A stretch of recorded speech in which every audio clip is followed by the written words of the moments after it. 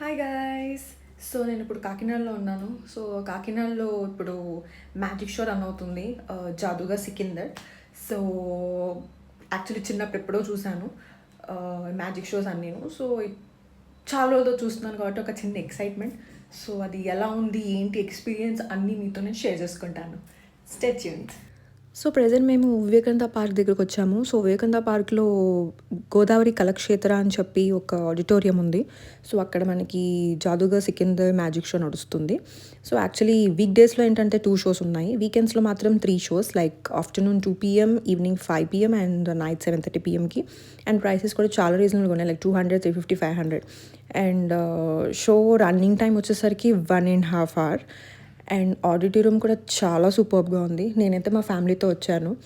And చెప్పాలంటే జాదుగా Sikandar magic షోలో మాత్రం సికిందర్ ఎంట్రీ మాత్రం చాలా సూపర్బ్ ఉంది.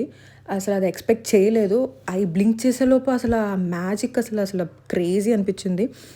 అండ్ మెయిన్గా చెప్పాలంటే జాదుగా సికిందర్ చాలా వర్తీ అనే చెప్పచ్చు. నాకైతే కంప్లీట్ పైసా వసూలే అనిపించింది. ఇంకా చెప్పాలంటే నాకు స్పెషల్గా ఒక 3 to 4 మ్యాజిక్ చాలా అంటే చాలా బాగా నచ్చింది.